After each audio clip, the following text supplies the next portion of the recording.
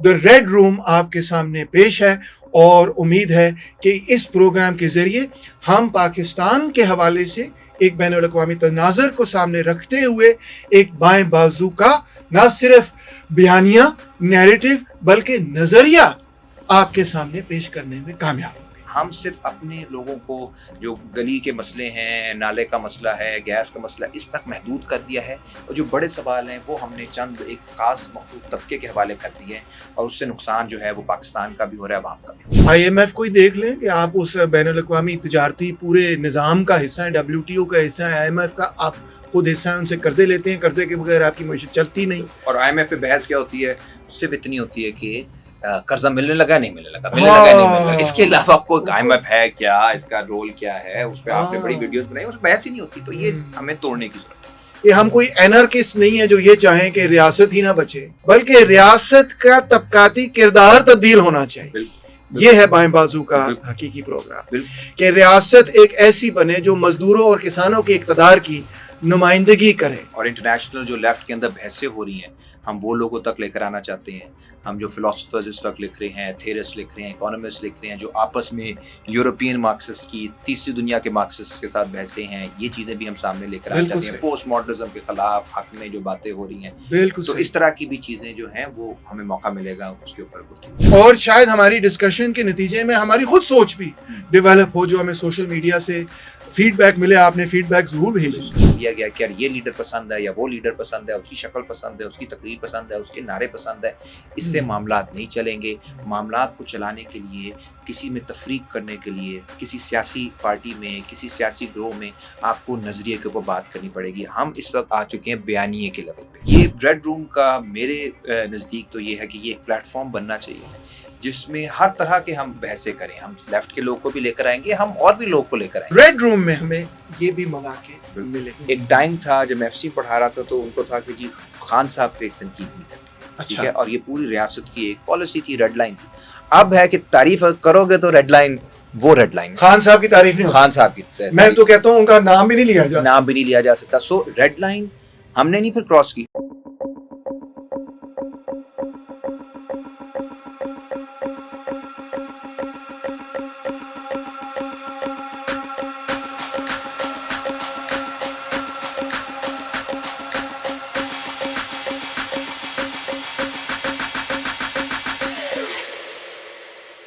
अस्सलाम वालेकुम, मेरा नाम है तैमूर रहमान और मेरे साथ बैठे डॉक्टर अमार अली जान। हम दोनों आपके लिए एक बिल्कुल ही मुनफरिद और नया किस्म का प्रोग्राम लेकर आए हैं जिसका नाम है the red room. Red room इसका इसलिए नाम है क्योंकि हम दोनों सुर्खे हैं और सुर्खे होने के साथ साथ हमारा ये मौक़िफ़ है कि पाकिस्तान के अंदर एक मुतहरिक और बड़ा मजबूत बायां बाजू बहुत ही ज़रूरी है। इस बाएं बाजू को कायम करने के लिए डॉक्टर अमार अली जान ने प्रपोज किया कि हम मिलकर एक नए किस्म का प्रोग्राम करें जो कि इंटरनेट के ज़रिए, सोशल मीडिया के ज़रिए आप तक पहुंचेगा, जिसमें हम बाएं बाजू के लोगों को ही बुलाकर दावत दें कि पाकिस्तान के हल किस तरह से निकाले जा सकते हैं।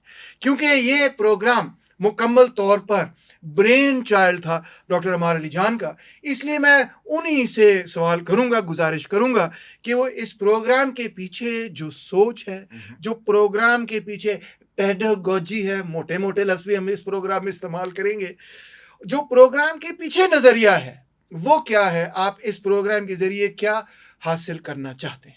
बहुत बहुत शुक्रिया। एक तो डॉक्टर तैमूर, आपसे हम बहुत अरसे से सीख रहे हैं, टीचर हैं आप, और मुझे हमेशा फ़ील होता था कि लेफ़्ट वाले एक तो आपस में बात नहीं करते।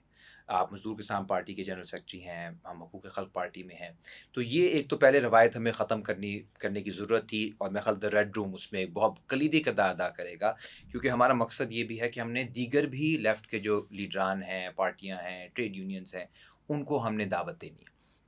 दूसरा ये है कि जो हमारे यहाँ जितनी भी गुफ्तगू होती है अमूमी तौर पे उसमें होता है कि बस अभी फ़ौरन क्या होने लगा है, क्या होने लगा है। आप टॉक शोज़ भी देखें ना, ये कल क्या होगा, सुप्रीम कोर्ट में क्या फ़ैसला आएगा, नून लीग क्या करेगी, PTI क्या करेगी, यानी एक अफरा तफरी है।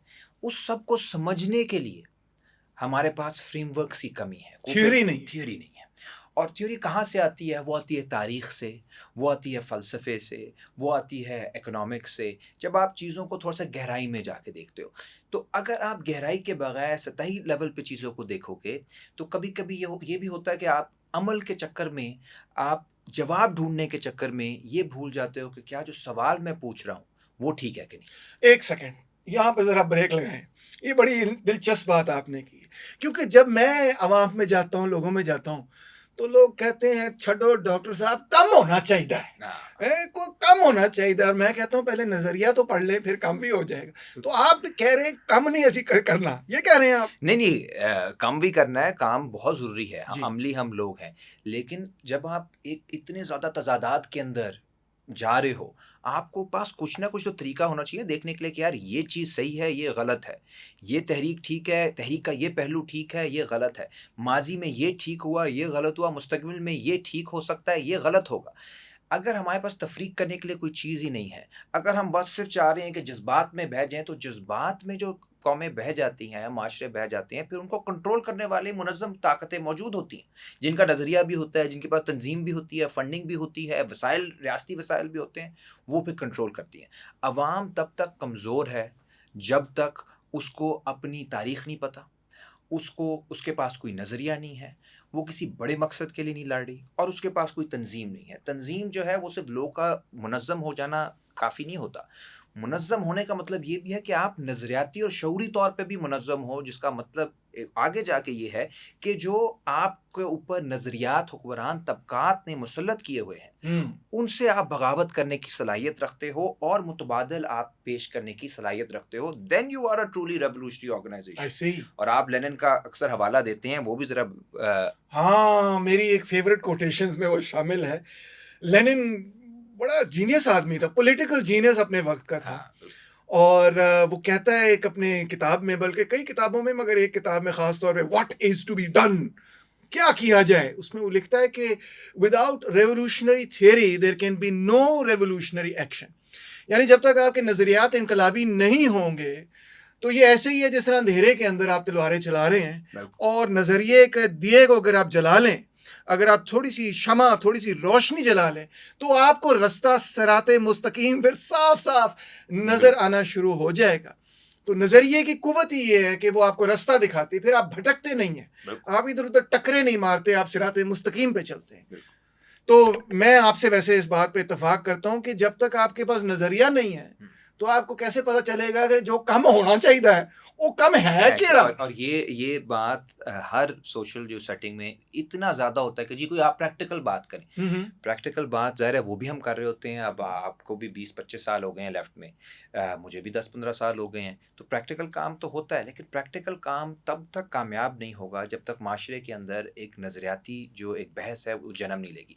अगर बहसें ही हमारी गलत हैं, बहसें ये हैं कि हमने 18वीं सदी में वापस कैसे जाना है, हुँ। अगर बहसें ये हैं कि जी हमने औरतों को कपड़ों को कैसे कंट्रोल करना है, हुँ, हुँ। अगर बहसें ये हैं कि जी हमने साइंस से कैसे जान छुड़ानी है, यानी बहसें ही गलत है तो फिर उसमें कामयाबी भी हमारी नाकामी है। अगर सवाल ही गलत है, तो दुरुस्त बिल्कुल, जवाब का फ़ायदा ही कोई नहीं। बिल्कुल, बिल्कुल। तो वी मस्ट, ये वैसे बड़ी सोक्रेटिक बात है हुँ, कि सबसे पहला मामला ये है कि आपने वो सवाल करने हैं, जो कि अहमियत रखते हैं। बेशक, बेशक। सो ये रेड रूम का मेरे नज़दीक तो ये है कि ये एक प्लेटफ़ॉर्म बनना चाहिए, जिसमें हर तरह के हम बहसें करें। हम लेफ्ट के लोग को भी लेकर आएँगे, हम और भी लोग को लेकर आएँगे।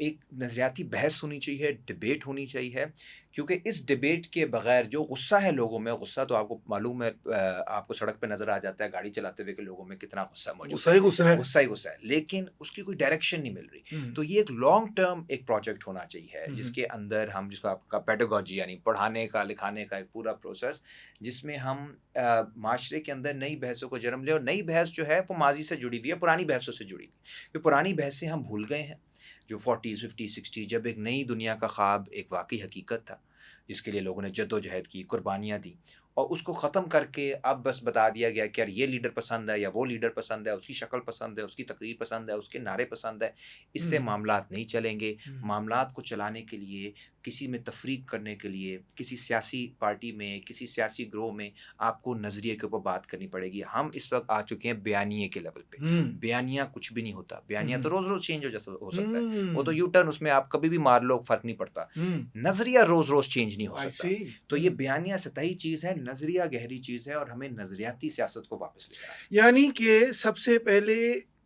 दुनिया को, सियासत को, मईशत को, समाज को समझने का जो तरीका है, उसके वो सबसे पहले समझने की ज़रूरत है बिल्कुल, कि हमने अगर किसी सोसाइटी के मसाइल को देखना है, तो देखना कैसे है सबसे पहले उस सोसाइटी को। बिल्कुल, उसमें से फिर पता चलेगा कि कौन से सवालात पहली अहमियत पर हैं और कौन से सवालात इतने अहम बिल्कुल। नहीं हैं। बिल्कुल, बिल्कुल। हुँ, तो ये अब उम्मीद है कि हम इसको रेगुलर रखें। हुँ, हुँ, और एक चीज़ जिसमें मैं बहुत और भी एम्फ़साइज़ करना चाहता हूँ और ये मैं आपसे बहुत सीखा है आपके लेक्चर से। बहुत ज़रूरी है कि पाकिस्तान को हम एक्सेप्शन के तौर पे ट्रीट ना करें कि किसी कोई मरीख़ से आया हुआ मुल्क है। हुँ, हम आलमी तारीख़ का हिस्सा हैं। ठीक है।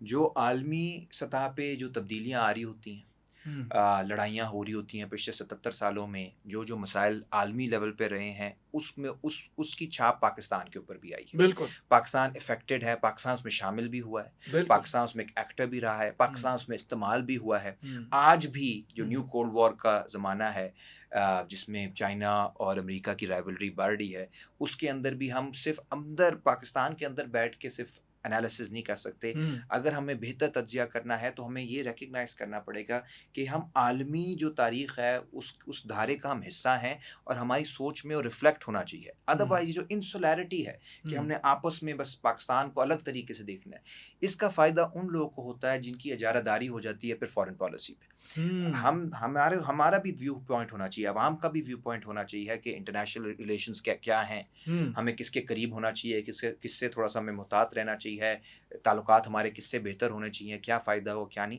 ये बहुत इम्पोर्टेंट चीज़ें हैं। हम सिर्फ़ अपने लोगों को जो गली के मसले हैं, नाले का मसला है, गैस का मसला है, इस तक महदूद कर दिया है और जो बड़े सवाल हैं, वो हमने चंद एक ख़ास मख़सूस तबके के हवाले कर दिए हैं और उससे नुकसान जो है वो पाकिस्तान का भी हो रहा है, अवाम का भी हो रहा है। और ये भी हमारे एक किस्म का एलिटिज़्म ही है ना, बिल्कुल, कि जैसे ही हमारी सोसाइटी सारी एलीट कैप्चर है, हम एक हमारी इकोनॉमी में एलीट कैप्चर है, बिल तो वैसे ही हमारे ये भी एक किस्म का एलिटिज़्म है कि भई आम बंदा जो है उसको क्या ग़रज़ कि यूक्रेन में क्या हो रहा है या चीन और अमेरिका की क्या लड़ाई है या मगर देखें आम लोगों तक जब फ़लस्तीन की खबर पहुँची, तो हर बंदे ने कहा कि भई हम फ़लस्तीन के साथ हैं।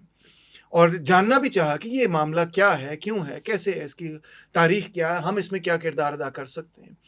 तो मेरा ख़्याल है कि इसमें कुछ कसूरवार अख़बार-नवीस लोग भी हैं क्योंकि वो पाकिस्तान की ख़बरें तो खूब देते हैं, इंटरनेशनल ख़बर बस छोटी-मोटी ये होती है कि आज बॉलीवुड में ये फ़िल्म रिलीज़ हो गई थी। वो तो आप देखिए जो इन्होंने इंटरनेशनल डेस्क पे लगाए होते हैं ना हुँ, हुँ। नौजवान, कुछ को मैं भी जानता हूँ। हुँ, वो उनको इंटरनेशनल खबर का कोई पता नहीं होता। आई सी। अभी आप वेनेज़ुएला से होके आए हैं, जी। इलेक्शंस हुए हैं उधर। अब सारी जो खबरें आई हैं, वो हुँ। रॉयटर्स की खबरों को ओह उर्दू में येस! करके लगा देते हैं। येस, येस, अब वो येस। अमरीकी नवाज़ हैं सारी एजेंसियाँ जो हैं, तो उनकी से जो खबर आती है वो आप अखबारों में इंटरनेशनल न्यूज़ देख लेते हो। कोई पर्सपेक्टिव नहीं, कोई बहस नहीं दुनिया में क्या हो रहा है, क्या नहीं हो रहा।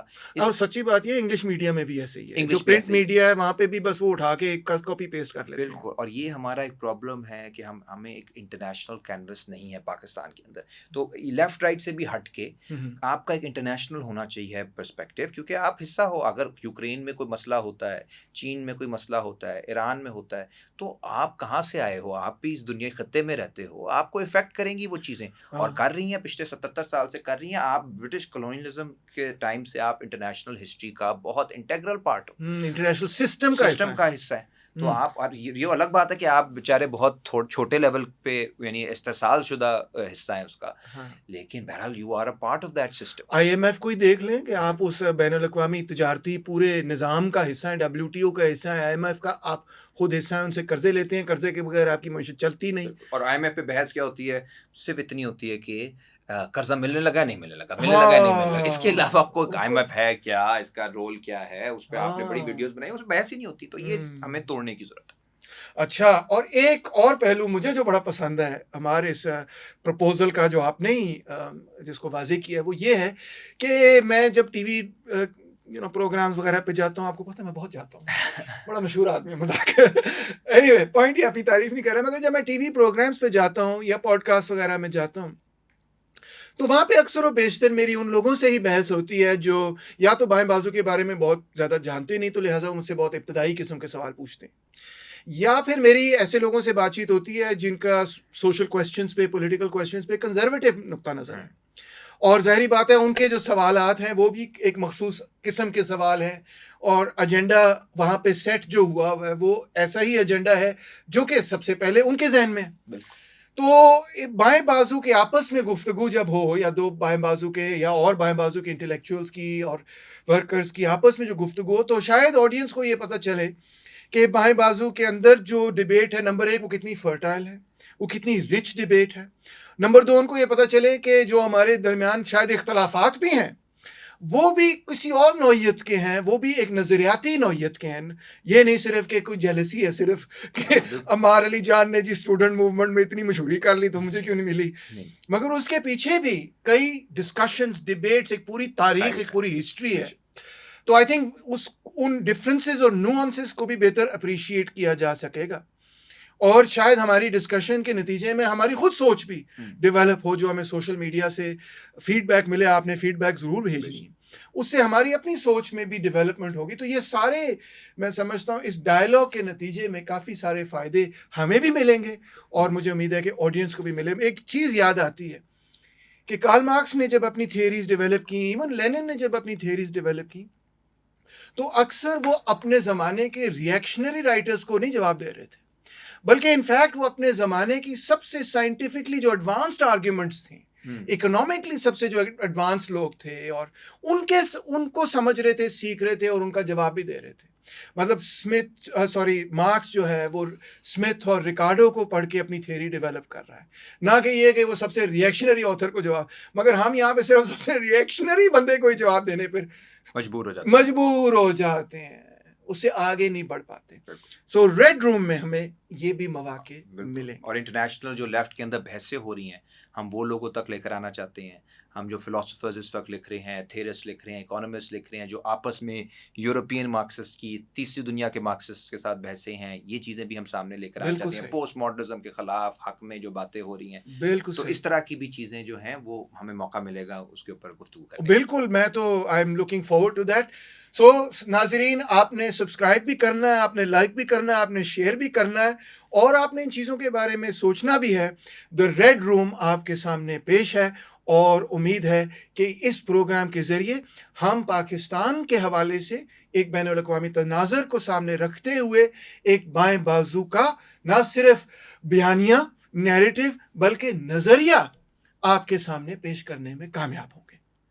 अमार साहब, बात शुरू करते हैं पाकिस्तान के सियासी निज़ाम से और मैं गुफ्तगू का आगाज़ करना चाहूँगा आपकी लिखी हुई किताब से, जो कि हाल ही में शाया हुई। मेरा ख़्याल है फ़ोलियो बुक्स ने उसको शाया किया। उस किताब का नाम है रूल बाय फ़ियर, यानी डर खौफ के ज़रिए हुक्मरानी करना। बड़ा खौफनाक किस्म का टाइटल है सरकार। तो आपका ये दावा है कि पाकिस्तान के अंदर जो रियासत है, उसका मोडस ऑपरेंडाई यानी कि उसका तरीका कार, उसका तरीका वारदात वारदात। यही है कि उसने पाकिस्तान की आवाम को डर खौफ में रखना है और इसी तरह अपनी हुक्मरानी कायम रखनी।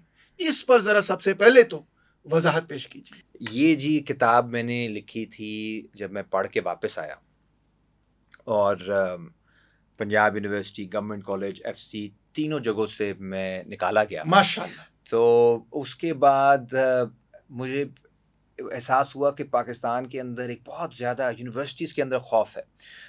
एफसी कॉलेज का अगर मैं आपको बताऊं तो वहाँ पे किसी के इदारे के जेंटलमैन से मेरी मुलाकात हुई और उन्होंने कहा, जी आप प्रोफेसर साहब, आप बाहर से पढ़ के आए हैं और आप हमारे लिए बहुत काबिल एहतराम हैं।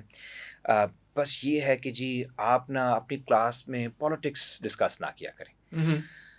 अब मैं उस वक्त पॉलिटिकल साइंस पढ़ाता था।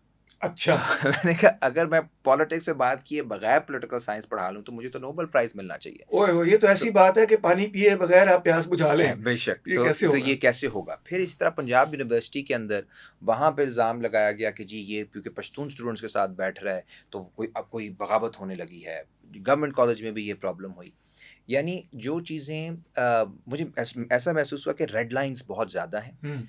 और रेड लाइन्स जो रेड हैं, रूम नहीं है, रेड लाइनें रेड लाइन उसके हैं। मुकाबले में हम रेड रूम लेकर आएँगे। अच्छा। रेड लाइन जो है वो आप क्रॉस नहीं कर सकते, लेकिन प्रॉब्लम ये है कि अक्सर औक़ात रेड लाइन आपको क्रॉस कर जाती है। 1 सेकंड, सबसे पहले तो रेड लाइन से मुराद आपकी ये है कि एक नज़रियाती को रेड लाइन है। नज़रियाती रेड लाइन्स हैं जो उस वक़्त पावर में होता है, जो सेटअप होता है या जो उस वक़्त पॉलिसी होती है चंदादारों की कि यार ये बात की जा सकती है, ये नहीं की जा सकती, सेंसरशिप है। कोई अब मिसाल इसकी? मिसाल के तौर पे एक टाइम के ऊपर पीटीएम के ऊपर बात करना जो है उसके वो उनको था कि नहीं हो सकती। जब पंजाब यूनिवर्सिटी पढ़ा रहा था तो ये बहुत बड़ा उन्होंने इशू बना दिया कि जी पीटीएम के ऊपर इन्होंने बात की है। या कोई एक इवेंट में मैं लम्स में एक इवेंट हुआ था जिसके ऊपर मुझे बुलाया था जहाँ मंजूर पश्तीन भी थे।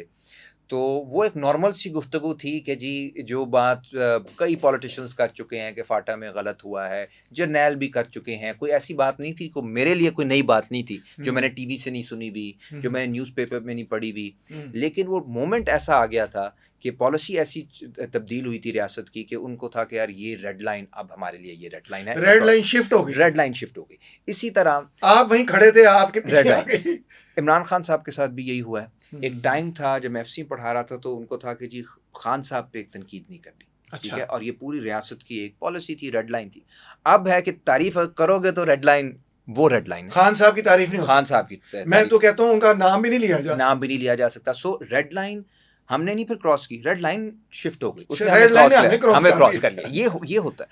इसका मतलब है कि पैरानोया, देखिए हुँ। पैरानोया रियासत के अंदर भी है, फिर अवाम में भी आता है कि अब अच्छा। जब बेचैनी है, आप या तो रूल्स बने हो ना, इस पे बात की जा सकती है, इस पे नहीं की जा सकती, ठीक है। जब रूल्स शिफ्ट इस हद तक हो रहे हैं कि एक हीरो एक दिन हीरो है, अगले दिन विलन है और उसके चक्कर में आपको गिरफ्तारियां हो रही हैं, घरों से उठाया जा रहा है, पहले उसके खिलाफ बोलने पे फिर उसके हक में बोलने पे, तो इसका मतलब है कि this is a paranoid state. उसको फिर तारीख के तनाजुर में अगर देखा जाए ओके। तो फिर समझ आती है कि ऐसा क्यों है। और वो एक जो मेरी समझ में है वो ये है कि एक तो हमारा ब्रिटिश एक्सपीरियंस जो है, ये पूरी जो तारीख़ थी यहाँ पे कॉलोनियलिज़्म की, नौआबादियाती नौ निज़ाम की पूरी तारीख। वो तारीख़ क्या है, वो यहाँ पे हमें फ्रीडम ऑफ एक्सप्रेशन सिखाने नहीं आए थे, वो एनलाइटनमेंट देने नहीं आए थे, वो जमहूरियत देने नहीं आए थे, वो आए थे लूट मार के लिए। मगर उनका दावा तो ये है कि हम तो व्हाइट मैन्स बर्डन है हमारे ऊपर, हम तो यहाँ पे एनलाइटनमेंट लेके आ रहे हैं। वो उस बर्डन तले हम आज तक दबे हुए हैं, ओए तीसरी होए! दुनिया थी। ओए होए! और यहाँ पे आके जो एक उत्सा पटनायक एक इकोनॉमिस्ट है इंडिया की, वो कहती हैं कि हिंदुस्तान में उन्होंने 45 ट्रिलियन डॉलर्स की लूट मार की है, ड्रेन ऑफ वेल्थ जिसे कहती है। यहाँ से जो सारा पैसा छीन के वो चले गए इंग्लैंड। इंग्लैंड तरक्की कर गया, हम उसी टाइम पे तबाह हो गए, हमारी सनतें तबाह हो गई। जब 47 में यहाँ से ब्रिटिश गए हैं तो उस वक्त हमारे यहाँ जो लिटरेसी रेट है वो 3% के करीब ओए था, होए! ठीक। तो अब आप देखिए और कैसे फैमिन्स। फैमिन्स, लाखों लोग मारे गए, सिर्फ बंगाल में 20 से 30 लाख लोग मारे गए। तो आप अंदाज़ा लगा लें कि किस किस्म की ये हुकूमत थी। अब एक दिलचस्प पॉइंट यहाँ पे ये है कि 1757 में बैटल ऑफ पलासी के बाद, 1764 में बैटल ऑफ बुक्सार के बाद, जो ईस्ट इंडिया कंपनी थी उसने बंगाल को संभाल लिया। और दिलचस्प, क्योंकि बंगाल में बहुत बड़ी बड़ी फैमिन्स हुई ईस्ट इंडिया कंपनी की वजह से, उसके तकरीबन फ़ौरन बाद फैमिन हुई 1793 से, परमानेंट सेटलमेंट एक्ट से पहले। और इंडियन मार्क्सिस्ट इकोनॉमिस्ट ने, बंगाली मार्क्सिस्ट इकोनॉमिस्ट ने बल्कि ये लिखा है कि अगर आप देखें कि इंग्लैंड का जो इंडस्ट्रियल रेवोल्यूशन हुआ वो 1770s और 1780s में हुआ। उनका ये कहना है, और ये बड़ी दिलचस्प बात है, कि इंग्लैंड का इंडस्ट्रियल रेवोल्यूशन दर हकीकत फाइनेंस ही बंगाल ने किया, और बंगाल की कॉन्क्वेस्ट से जो सरप्लस पैदा हुआ उसी से वहाँ पे मिलने फैक्ट्रियाँ लगी। बिल्कुल, बिल्कुल, और बिल्कुल सही बात है। और वो सारा जो पैसा गया है ब्रिटेन के पास, अगर वो नॉर्मल ट्रेड हो रही होती तो वो तो फॉरेन एक्सचेंज हमें मिल रहा होता, हमारे फॉरेन रिजर्व्स बढ़ रहे होते। वो सारा सिल्वर गोल्ड भी इंग्लैंड में जा रहा था, जो सारे वो आगे जाके इंग्लैंड से फिर उसको री एक्सपोर्ट कर रहे थे। यानी आप देखिए ना, अपनी इंडस्ट्री में भी लगाए थे तो एक गिफ्ट, हम उन्हें गिफ्ट दे रहे हैं 200 साल से।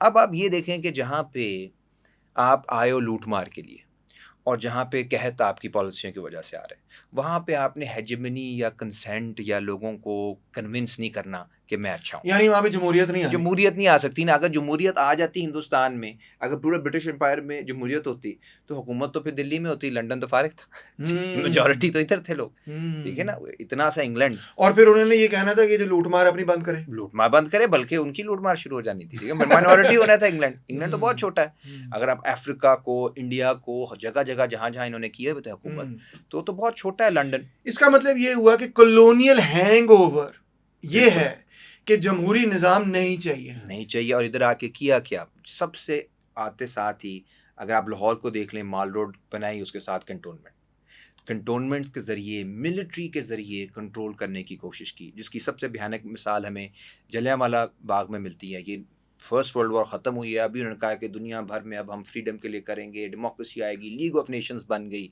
ह्यूमन राइट्स की डिक्लेरेशंस आ रही हैं। और उस टाइम पे यहाँ पे एक जनरल डायर, जो कि एक मेले में आए हुए लोगों को जलियांवाला बाग में घेरे में लेकर उन पे फायरिंग करवाता है, और सैकड़ों लोग वहाँ पे मारे जाते हैं। और उसके बाद इस तरह के लॉज भी लेकर आता है कि अमृतसर में कोई शख्स जो है वो एक गली को बंद कर देते हैं चेक पोस्ट के साथ, और यहाँ से जी जो शख्स गुजरेगा वो रींग के गुजरेगा, गुजरांवाला में लगा देते हैं कि जी कोई गोरा आपको नजर आया, आपने उसको सलूट करना है सारा काम छोड़ के। और उस जलियांवाला बाग में जब उन्होंने गोलियों के छट्टे मारे, तो लोगों ने अपने आप को उस कुएं में फेंक दिया अपने बचाने के। और वहाँ पे कितने लोग मारे गए कुएं में भी।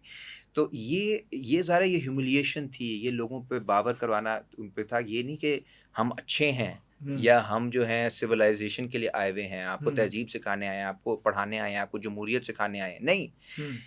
हम जिस भी वजह से आए हैं, आपको हमारी बात माननी है, आपको हमारे ताबे रहना है, यू मस्ट सरेंडर। जो सरेंडर करवाने वाला अमल है, ये एक हमारी तारीख का एक बहुत ही मैं समझता हूँ एक खौफनाक पहलू है कि हुक्मरान तबकात ने विन ओवर नहीं करना, उन्होंने यहाँ पे लोगों को शिकस्त देनी है, दबा देना है उनके ऊपर। ये इस एहसास को तारी करवाना है कि वो शिकस्त खुर्दा लोग हैं।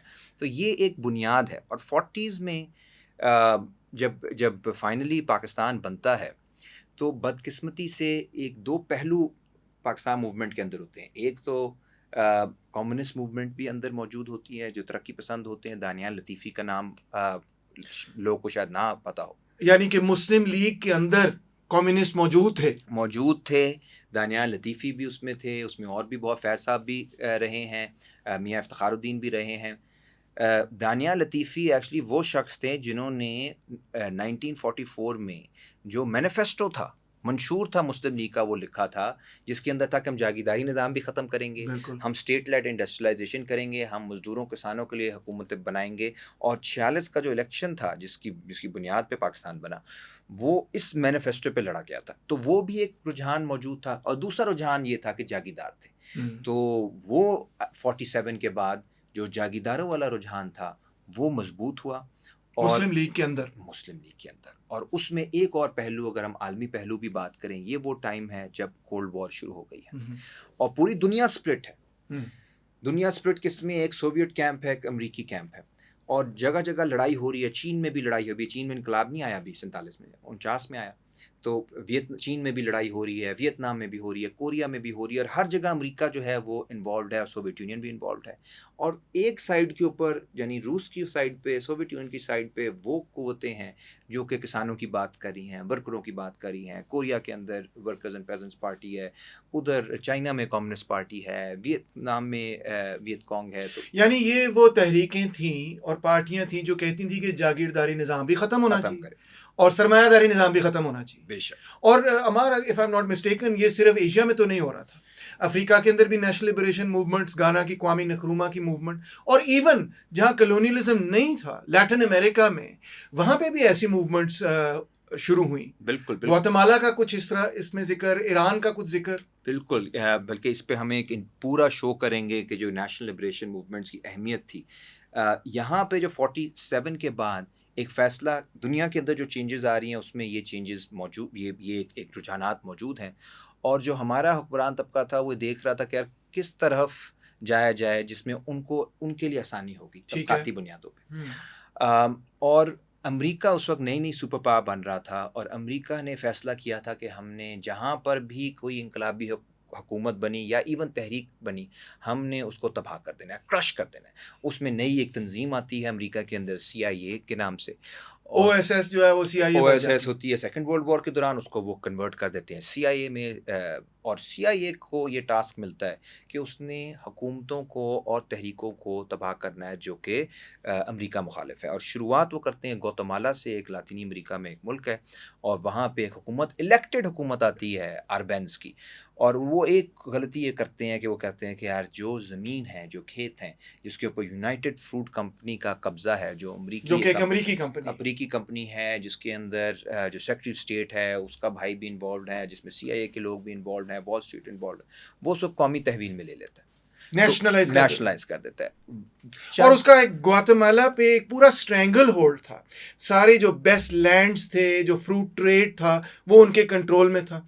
इसलिए ग्वाटेमाला के लिए ऐसे शौक से तो नहीं उन्होंने नेशनलाइज किया। बिल्कुल, उनकी एक कौम की ज़रूरत थी कि बिल्कुल, ये ज़मीनें, ये वसाइल हमारे कौम के कंट्रोल में हो, ना कि किसी अमेरिकी कंपनी के कंट्रोल में। एक तरह से आप इसको इस तरह से कह सकते हैं कि जिस तरह ईस्ट इंडिया कंपनी की यहाँ पे हुकूमत थी, तो यूनाइटेड फ्रूट कंपनी की वहाँ पे बिल्कुल, इजारादारी थी। 100% और विदिन डेज़ उसके खिलाफ एक पूरा एक एक प्रोपेगेंडा किया गया, मुनज़्ज़म ग्रोहों को इस्तेमाल किया गया और फिर मिलिट्री के ज़रिए उसको निकाल दिया गया। एक यानी मिलिट्री डिक्टेटरशिप कायम की गई अपनी कंपनी को बचाने के लिए हम्म, और वहाँ पे मौजूद था चे गवारा, एक नौजवान चे गवारा हम्म, जिसने जब देखा कि क्या हुआ है, तो फिर उसने फ़ैसला किया कि अब हमें बंदूक उठानी पड़ेगी हम्म। लड़ने के लिए। उसी दौरान ईरान के अंदर मुसद्दक़ की हुकूमत आई थी जो कही थी जो तेल है, again elected government. Elected government वो कही थी कि ईरान का जो तेल है वो ईरानी अवाम के लिए है सबसे पहले और उसको उसने कौमी तहवील में लिया। उसके ख़िलाफ़ भी CIA ने और बरतानवी हुकूमत ने कोलैबोरेट करके उसकी हुकूमत का भी तख्ता उल्टा दिया। इसमें भी वजाहत करते हैं कि वो जो ईरान से तेल निकल रहा था, उसका मेरे ख्याल है 10% हिस्सा या कुछ ऐसा लगभग शेयर जो है वो ईरानियंस को मिल रहा था और 90% हिस्सा जो है वो बरतानवी कंपनियों को ब्रिटिश ज़्यादातर कंपनियां उठा के लेके जा रही थी। इसलिए ईरान की इकोनॉमिक पॉलिटिकल डेवलपमेंट के लिए इंतहाई ज़रूरी था कि वो ईरान से जो वसाइल निकाल रहे हैं वो ईरान के कंट्रोल में हो। बिल्कुल, बिल्कुल। तो क्या हुआ उस हुकूमत के साथ? उसका तख्ता उल्ट दिया, शाह ऑफ ईरान को ले आए और एक बिल्कुल डिक्टेटरशिप कायम कर दी गई। अच्छा, अब ये 1950s हैं, अमेरिका के अंदर भी इस वक़्त एंटी कम्युनिज़्म एक बहुत बड़ी चीज़ है, मैकार्थीज़्म जिसे कहते हैं। सेनेटर मैकार्थी थे जो कहते हर जगह इस वक़्त इंकलाब हो रहा है और हमने रोकना है और कम्युनिस्ट हर जगह हैं। तो हाँ, मुझे उसका एक फ़िक्रा याद है, वो कहता है there is an arc of instability हाँ, एंड डोमिनो इफ़ेक्ट, और तो उसको वो रोकना है। उनको उनका ख़्याल था कि एक जगह पे भी अगर हो गया तो हर जगह पे फैल जाएगी आग, क्योंकि हुँ, और उसमें बड़ी एक रेसिस्ट एक तरह की सोच थी। रेसिस्ट भी थी। उसमें था कि जी ये जो एशियाई ममालिक हैं, लातीनी अमेरिकी हैं या अफ्रीकन हैं, इनका जी इनकी क्योंकि ये नस्ली तौर पे कमज़ोर हैं, मेंटली कमज़ोर हैं, इनको पागल बनाना बहुत आसान है। ओह! दी तो वल्नरेबल है। वल्नरेबल हैं और ये ब्रिटिश के टाइम से हमारे भी जो मैंने PhD में भी जो आर्काइव्स देखे हैं, वो 1920s में भी ये था कि एक बहुत बड़ा केस था मीरठ कंस्पिरेसी केस हाँ, हाँ, हाँ। 1930s में। उसमें उन्होंने आर्गुमेंट ये यानी उम्र कैद सज़ाएँ सुना रहे थे कम्युनिस्टों को और बुनियाद क्या थी कि आपके पास कम्युनिस्ट मैनिफेस्टो है, लेनिन है। तो वो उनका आर्गुमेंट ये था उनके लॉयर का कि यार ये तो हर लाइब्रेरी में पड़ी हुई है हाँ, इंग्लैंड की, लंदन की, मैनचेस्टर की, और जज ने ये कहा था कि नहीं वो वहाँ पे जो लोग हैं वो महज़्ज़ब हैं, अच्छा। पढ़े लिखे हैं और यहाँ पे लोग जाहिल हैं और इनको बहुत आसानी से बरगलाया जा सकता है, पागल बनाया जा सकता है, तो यहाँ पे ये सज़ा है और उसको फिर उन्होंने उम्र कैद सज़ा दी थी। यानी कि जो चीज़ आम स्टूडेंट वहाँ पे पढ़ सकता है, वो यहाँ पे अगर पढ़ेगा तो उसको उम्र कैद सज़ा हो उम्र कैद जाएगी। सज़ा होगी, मीरठ कंस्पिरेसी केस बड़ा ओह बात! फ़ेमस केस है। 53 में जब मुसद्दिक़ की हुकूमत का तख्ता उल्टा जाता है, उसी के फ़ौरन बाद सीटो सेंटो साइन होते हैं 54-55 में। ये जी। मिलिट्री पैक्ट्स हैं जिसमें पाकिस्तान जो है फ़ैसला करता है कि हमने इस तरफ जाना है। उससे पहले वाइप आउट किया जाता है लेफ़्ट को। 51 में एक रावलपिंडी कंस्पिरेसी केस में कहा जाता है कि जी एक एक साजिश थी जिसमें फैज़ अहमद फैज़ भी, अब हर कोई कहता है फैज़ फेस्टिवल, फैज़ हमारे मोहसिन हैं, ये हैं, वो हैं। फैज़ की नज़में सुनाते फैज़ हैं। की नज़में कोक स्टूडियो पे भी आ रही हैं, बाकी जगह। फैज़ साहब पे इल्ज़ाम लगाया था कि ये हुकूमत का तख्ता उल्टने वाले हैं और उनको फिर उम्र कैद सज़ा हुई थी और कोई 5-6 साल उन्होंने जेल में गुजारे थे। जी। तो उसके ऊपर बल्कि उनकी जो बेटी हैं सलीमा हाशमी, उन्होंने बहुत लिखा भी है। तो ये एक पूरी तारीख़ दोनों है। ने, मुनीज़ा दोनों ने, हाशमी ने। मुनीज़ा हाशमी ने भी लिखा है और 1954 में फिर पार्टी को बैन कर दिया जाता है कम्युनिस्ट पार्टी को, और वो सारी तंजीम जो है वो ख़त्म कर दी जाती है। उसी वक्त फ़ैसला करता है पाकिस्तान कि हमने, यानी पाकिस्तान का हुक्मरान तबका, पाकिस्तान की अशराफिया, कि हमने जाना है जी, हमने अमरीकी कैंप में जाना है। अमरीकी कैंप किस तरह से अपने आप को चला रहा था 50 60 70s में, और जमहूरियत का कोई चक्कर ही नहीं था। अच्छा, आज तो वो कहते हैं कि जी हम डेमोक्रेसी प्रमोशन कर रहे हैं, आप हमसे सीखें जमहूरियत। आप क्या कह रहे हैं कि उस वक्त वो डिक्टेटरशिप सपोर्ट कर रहे थे? मुझे तो शुक्र है वो बुलाते ही नहीं इस तरह की चीज़ों पे जो वर्कशॉप्स हैं, तो मुझे ब्लड प्रेशर हो जाएगा क्योंकि वो इतना बड़ा झूठ है। सारी स्ट्रैटेजी ये थी कि हमने मिलिट्री डिक्टेटरशिप्स के ज़रिए खुल के कहते थे। कंट्रोल करना है सारा। यार उनका फेवरेट लोग कौन होते थे? आप लैटिन अमेरिका पूरे में कहाँ का डिक्टेटरशिप्स की, गुआतेमाला में, अर्जेंटीना में, वेनेजुएला में, ब्राज़ील क्यूबा में, में। क्यूबा, हर जगह डिक्टेटरशिप हो। इधर एशिया में, वियतनाम में, कोरिया में, चाइना में, ताइवान में, आप जगह जगह जगह जगह देख पाकिस्तान लें में अभी। भी। और फिर पाकिस्तान में भी हम उसी आलमी जो एक पस मंज़र है उसका हिस्सा थे। ये बड़ी दिलचस्प बात की आपने। इसका मतलब है पाकिस्तान के अंदर जो मिलिट्री डिक्टेटरशिप है वो इस वजह से नहीं कि हम बड़े जाहिल और कंफ्यूज किस्म के लोग हैं जिनको जमहूरियत का कुछ पता ही नहीं है, बल्कि उसके पीछे पूरी एक आलमी वेव थी जिसमें दुनिया की उस वक्त एक बहुत बड़ी सुपर पावर मिलिट्री डिक्टेटरशिप्स को इस मकसद के लिए सपोर्ट कर रही थी कि कम्युनिज्म को क्रश कर दिया जाए, सोशलिज्म को क्रश कर दिया जाए, नेशनल लिबरेशन मूवमेंट्स को क्रश कर दिया जाए, डेमोक्रेटिक मूवमेंट्स को ही एक बिल्कुल क्रश कर दिया जाए। एब्सोल्युटली। ये हमारे यहाँ 1950s के अंदर जो ये पूरा एक चक्कर बना, सिर्फ पाकिस्तान नहीं, उसमें इंडोनेशिया भी है, लातिन अमेरिका भी है, वहाँ के ऑफिसर्स को अमेरिका में ट्रेनिंग देना शुरू की, उनको अमरीकी जो ख़यालात थे उनसे करीब लेकर आए। इसको स्कूल ऑफ अमेरिका से नहीं स्कूल ऑफ कहते? अमेरिकाज़ में लैटिन अमेरिका के पढ़ते थे। फिर आपका एरिज़ोना में एक स्कूल था, इंडोनेशियन कुछ जनरल्स वहाँ से पढ़ के आए। सुहार्तो भी अमेरिका में जाके पढ़ के आए। हमारे भी कई जनरल्स जो हैं वो ट्रेनिंग कोर्सेज़ पे गए, 50 अभी भी 60 जाते अभी हैं। भी जाते हैं। ये क्यों कर रहे थे वो इसलिए कर रहे थे, उन्हें पता था कि यार इसके बजाय कि अब इतने बड़े मुल्क को, अवाम को हम कंट्रोल करें, हेजेमनी क्रिएट करें, कंसेंट बनाएं, उनको ये बावर करवाएं कि अमेरिका कितना अच्छा है, हम 10 एक जर्नैलों को नया इमरानी मुआहिदा पैदा नहीं, करें। वो उन्होंने कहा कि ज़रूरत ही नहीं है। अच्छा। उन्होंने डायरेक्ट कॉलोनियलिज्म नहीं की। हाँ। उन्होंने जो सबसे मुनज़्ज़म अदारा था किसी भी तीसरी दुनिया के मुल्क के अंदर, मजमूई तौर पे 90% वो मिलिट्री था, और उसके जो लीडरशिप थी उसके साथ डायरेक्ट ताल्लुकात बनाए और कहा ये आसान तरीका है इस मुल्क को कंट्रोल करने का। और फंडिंग के जो चैनल्स आए, सिर्फ पाकिस्तान में नहीं, लातीनी अमेरिका में, इंडोनेशिया में, कोरिया में, अफ्रीका में, हर जगह वो मिलिट्री के थ्रू आए। मिलिट्री को आपने ओवर डेवलप करवा दिया, मिलिट्री को आपने बहुत पावरफुल कर दिया, और पाकिस्तान में फिर उसका नतीजा निकला कि 1958 में यहाँ पे जनरल डायरेक्टली आ गए जो मेरे ख्याल आज तक नहीं, पीछे नहीं हटे, अब से हो गए हैं 65-67 साल हो गए हैं। सो कांस्टेंट वो चीज़ है, वो बाकी मुल्कों में भी है। सो जो स्ट्रगल थी लेफ़्ट की या एंटी अमेरिकन, वो स्ट्रगल जमहूरियत की स्ट्रगल थी, और यहाँ पे जो फियर था वो फिर से रेप्लिकेट हो गया पाकिस्तान बनने के बाद, क्योंकि वो ही एक छोटी सी एलीट एक साम्राज्य के लिए यहाँ पे लोगों को कंट्रोल करना चाह रही थी। और कंट्रोल करने का बेहतरीन तरीका ये होता है कि आप ये बताओ कि अगर आप लाइन क्रॉस करोगे तो फिर आपका वो हशर हम आपके लिए मिसाल बना देंगे कि ये है। जैसे इन्होंने बनाया, एक बहुत बड़े हमारे लीडर हैं जिनके बारे में लोगों को इतना मालूम नहीं है, हसन नासिर शहीद, जो एक बहुत ज़बरदस्त कम्युनिस्ट पार्टी के लीडर थे, और वो छोड़ के अपनी ज़मीनें, हैदराबाद दक्कन में ज़मींदार थे बहुत बड़े, छोड़ के नवाब थे और मज़दूरों किसानों में उन्होंने काम किया, कराची में, पंजाब में, मुख्तलिफ जगहों पर। और अयूब आमरीत ने उनको गिरफ़्तार करके, गायब करके, टॉर्चर करके उनको शहीद किया। तो ये लाश भी नहीं मिली। तो ये एक मिसाल बना दी गई, और इस तरह की मिसालें फिर आज तक चलती आ रही। आई सी। अच्छा, ये बड़ी आपने बड़ी गहरी किस्म की बातें की हैं। इस हवाले से ज़रा अपनी राय का इजहार करें कि ये जो रियासत कायम हुई नौबादियाती निज़ाम के टूटने के बाद, यानी बरतानवी नौबादियाती निज़ाम, ब्रिटिश कॉलोनियलिज्म जब टूटा, ब्रिटिश एम्पायर जब टूटा, उसके बाद जो रियासतें कायम हुई, उनके हवाले से चंद लक़ब, चंद टर्म्स इस्तेमाल की जाती हैं। मैं चाहूँगा कि उस पर भी आप अपनी रोशनी डालें। सबसे पहले तो एक टर्म जो बड़ी मकबूल है, एकेडेमिया में स्टूडेंट्स अपने पेपर्स लिखते हैं तो ज़रूर कहीं ना कहीं ये लफ्ज़ इस्तेमाल करते हैं, वो है पोस्ट कॉलोनियलिज्म। मगर कुछ अरसा पहले 70s के अंदर हम पढ़ते थे एक और टर्म जो थी नियो कॉलोनियलिज्म। तो इन टर्म्स में वजाहत करें कि ये इन दोनों टर्म्स में के बारे में आपकी क्या राय है? पोस्ट कॉलोनियलिज्म ये आइडिया है कि अब क्योंकि कॉलोनियलिज्म ख़त्म हो गया है, साम्राज्य ख़त्म हो गया, अब एक नई दुनिया है जिसमें पुराने मसाइल भी हैं, लेकिन अब हमें नए तरीके से नए ज़ाविये चाहिए। इसको नज़रियाती तौर पे फ़लसफ़े के अंदर कुछ चीज़ें उसमें मज़े की भी हैं पोस्ट कॉलोनियलिज्म पे, और हम कभी उस पर तफसील से बात करेंगे। सियासी तौर पे ये मेरे नज़दीक बेकार है। इज इट ऐसा ये तस्वर है जिसमें कोई मायने ही नहीं है? Is it devoid of any meaning and content? देखें, पोस्ट कॉलोनियल तब हो जब कॉलोनियलिज्म ख़त्म हो जाए।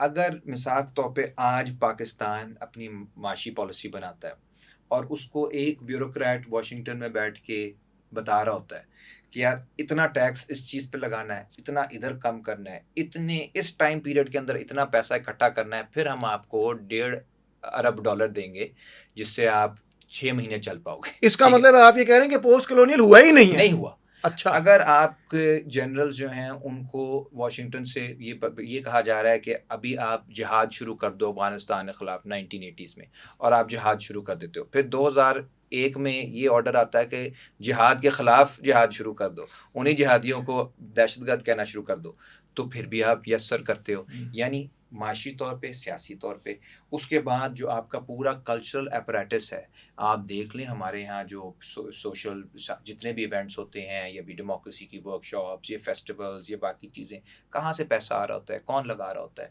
वो सारा वेस्ट से आ रहा होता है, हम नैरेटिव भी वही कर रहे होते हैं। यानी माशी, सियासी और समाजी तौर पे आज भी हम गुलाम हैं। तो फिर इसका मतलब ये हुआ कि पोस्ट कॉलोनियल टर्म तो आपने रिजेक्ट कर दिए। रिजेक्ट कर।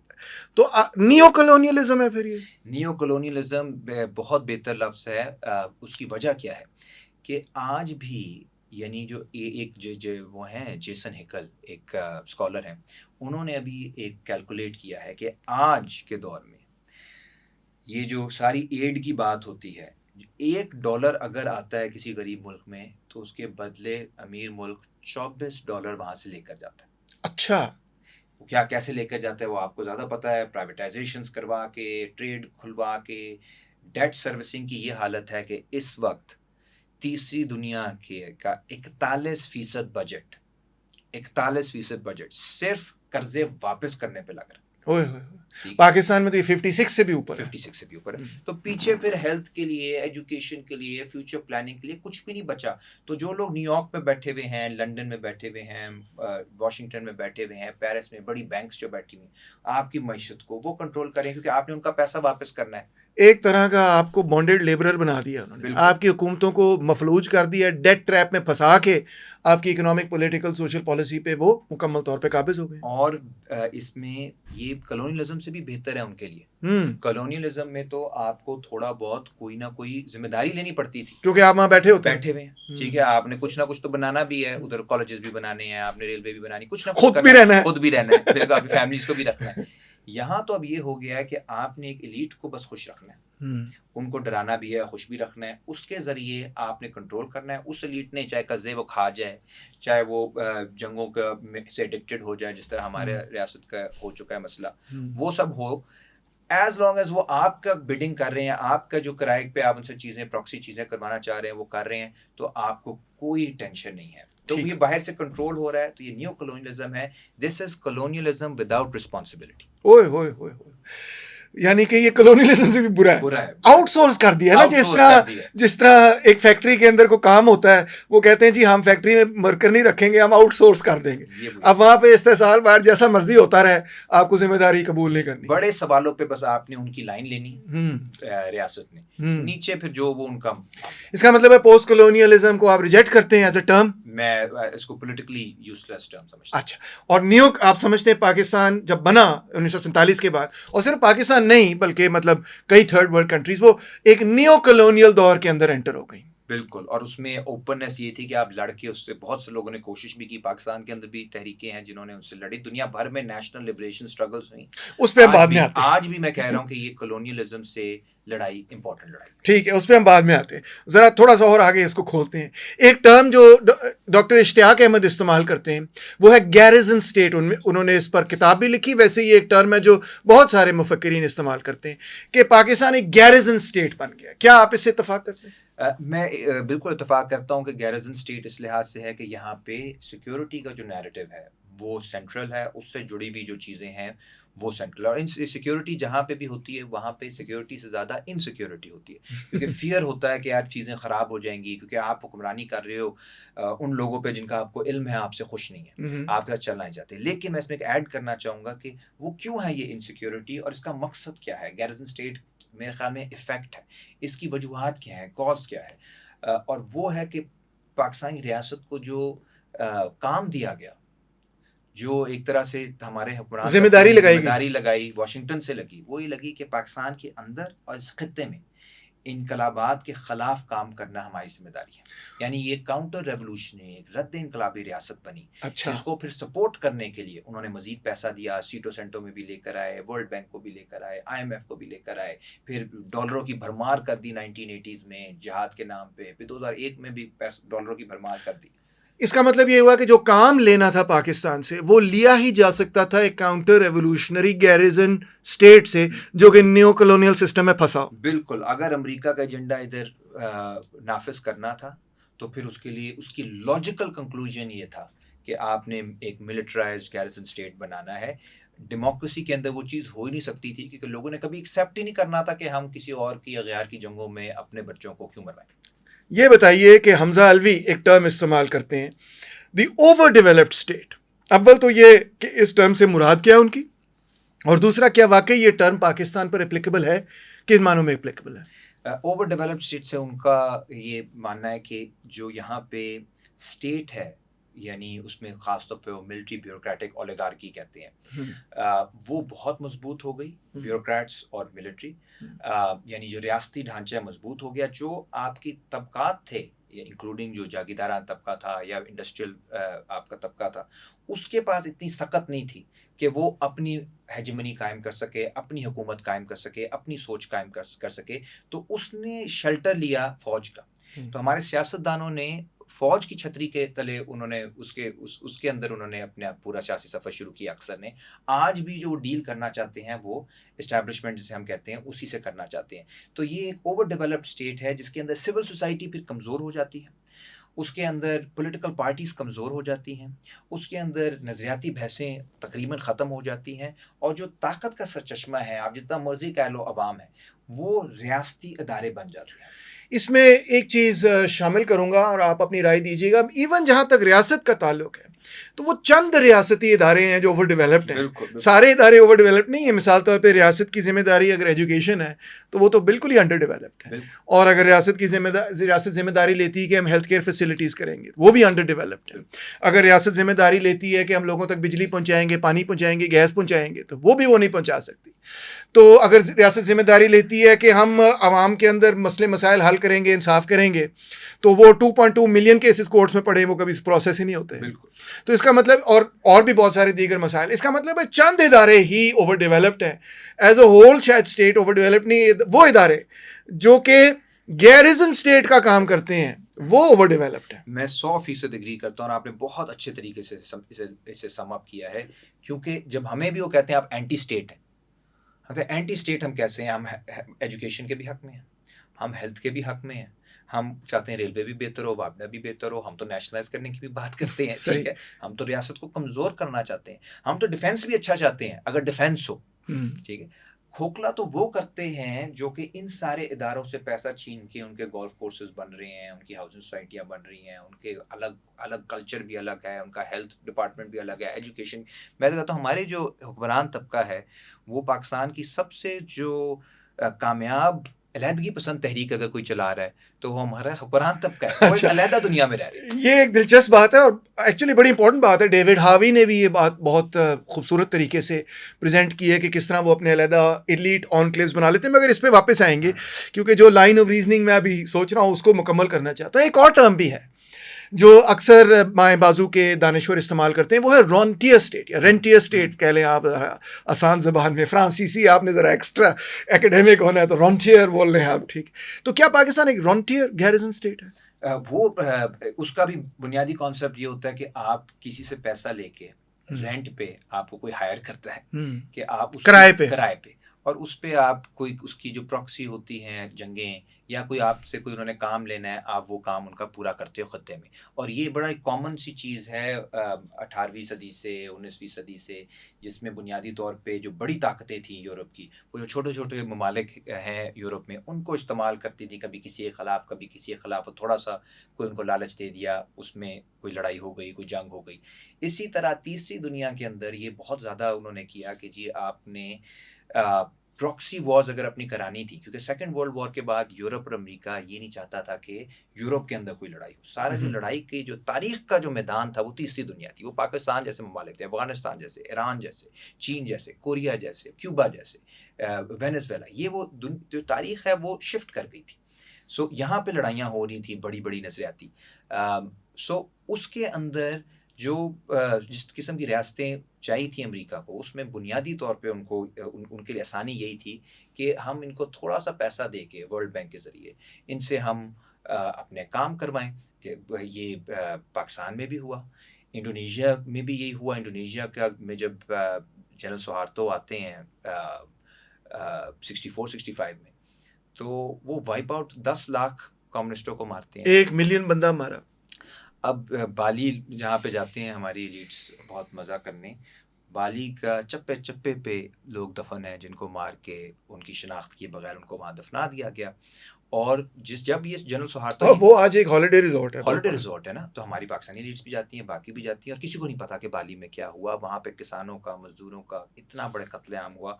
और वैसे आपस की बात है, 92 में मैं इंडोनेशिया में गया था, और वहाँ पे अगर आप आम लोगों से बात करें ना कि जी PKI के बारे में बताएं, यानी PKI है पार्टी ऑफ कम्युनिस्ट इंडोनेशिया, तो या कम्युनिज्म के सोशलिज्म, वो ऐसे आपसे मुंह मोड़ के भागते हैं वहाँ से जैसे कि उन्होंने कोई भेड़िया देख लिया हो या खौफनाक भूत देख लिया हो। वो बात ही नहीं कर सकते। रूल बाय फियर, ये रूल बाय फियर है ना, उनको खौफ ऐसा तारी किया। और जनरल सुहार्तो अमेरिका से ट्रेंड थे। उसके बाद जब उन्होंने कू करके सब बंदे मारना शुरू किए, उसके चंद ही हफ्तों बाद सारी बड़ी कंपनियां आ गई अमेरिका की, और उनको उन्होंने गोल्ड भी दे दिया, उनको बाली के भी अंदर रिजॉर्ट्स बनवा रबर दिए, और सब रबर कुछ कर दिया सब कुछ। और उनसे उन्होंने काम ये लिया कि एशिया के अंदर जो इनकलाबी लहर है उसको जनरल सुहार्तो रोकेंगे। तो ये रॉन्टियर हो गए ना, आपने बेसिकली उनको एक हिस्सा दे दिया। और इंतहाई करप्ट आदमी था वो। जिस तरह फिलीपींस का मार्कोस भी इसी तरह था, हमारे भी इसी तरह के हुक्मरान थे, बाकी भी एक पूरा एक आर्किटेक्चर था ग्लोबल, जिसमें जर्नैलों को उन्होंने रेंट पे रखा था ताकि वो अमेरिका का काम कर सके। इंडोनेशिया पे तो किसी और सेपरेट ही बात करेंगे, क्योंकि असल में इंडोनेशिया का तो हीरो सुकार्नो था। बिल्कुल, और वो सुहार्तो ने तो सारा मामला जो है वो ख़राब कर दिया। मगर बहरहाल वापस पाकिस्तान पे आते हैं कि इसका मतलब ये हुआ कि बरतानिया से हमने आज़ादी तो हासिल कर ली, मगर जिस किस्म की रियासत बनी उसकी कैरेक्टराइजेशन आप करते हैं कि ये एक neo colonial, over developed, garrison, frontier state था, जिसका मकसद ये था कि इसने खित्ते के अंदर रद्द इनकलाब का काम किरदार अदा करना है, काउंटर रेवोल्यूशनरी स्टेट है। फिर ऊपर से आप कहते हैं कि आप बड़े प्रो पाकिस्तान हैं। ऐसी बात करने के बाद ये एक्सप्लेन करें कॉन्ट्रडिक्शन, कि अगर आप पे फिर इल्ज़ाम लगाया जाए कि आप तो बड़े पाकिस्तान के मुखालिफ हैं, क्योंकि आपने अभी कैरेक्टराइज किया कि पाकिस्तान ये था, तो ये कैसे जस्टिफाई किया जा सकता है? देखिए, किसी भी मुल्क को जब हम उसकी तारीफ करते हैं तो ये नहीं हम उसको उसके हुक्मरान तबके के साथ नहीं जोड़ सकते, अशराफिया के साथ नहीं जोड़ सकते। हमारी तनकीद अशराफिया पे है, जिन्होंने अरबों खरबों डॉलर लेकर अपनी हाउसिंग सोसाइटियाँ बनवाई हैं, अपने दुबई में भी प्रॉपर्टियाँ बनाई हैं, पेरिस में भी बनाई है, इंग्लैंड में भी, अमेरिका में पापा जॉन्स भी हैं। वो किस सोबल वतनी के चक्कर में हुआ है? वो कौन सा सर्टिफिकेट है जो उधर उनको मिला है कि जी ये पेट्रियटिज्म की ये तारीफ़ है कि आप दुबई में आपकी बहुत ज़्यादा हाउसिंग सोसाइटियाँ हों या आपका लैंड हो जगह जगह। तो इन्होंने थोड़े से लोग हैं जिन्होंने एक्चुअली पाकिस्तान को बेचा है और बहुत सस्ते में बेचा है। बेचने में भी कोई कीमत लगाते हैं ना कि थोड़ा सा लोगों को मिलता कुछ भी नहीं किया। सो हमारी लॉयल्टी किसके साथ है? हमारी लॉयल्टी पाकिस्तान के साथ है, और पाकिस्तान का मतलब हमारे लिए क्या है? यहाँ के आम लोग, यहाँ का वर्कर, यहाँ का किसान, यहाँ का मिडिल क्लास, यहाँ का तालिब इल्म, यहाँ की ख़वातीन, यहाँ की अक़लियतें, वो सारे जिनकी मेहनत से पाकिस्तान चलता है। तो जब हम उनके हक़ की बात करते हैं तो ये एंटी पाकिस्तान नहीं, ये प्रो पाकिस्तान बात है। दूसरा, ये स्टेट वाली जो बात है, एंटी स्टेट वाली भी अभी हमने क्लियर की है कि स्टेट जो है वो एक इदारा तो नहीं है। स्टेट सारे इदारे, आपने बड़ा खूबसूरती से उसको भी डिस्क्राइब किया कि स्टेट, हम तो प्रो स्टेट हैं। कि हम कहते हैं उन अदारों को जिनको आपने खोखला किया है उनको आप फिर से ज़िंदा करें, फिर से मजबूत करें। सो ये एक प्रॉब्लम हो गई है, ये आज से नहीं है। भगत सिंह को जब लेके गए थे कोर्ट में, तो उस पे जो एक इल्ज़ाम था वो ये था कि उसने हिंदुस्तान की गवर्नमेंट से गद्दारी की। हम्म, वो फॉरेन एजेंट है। हम्म।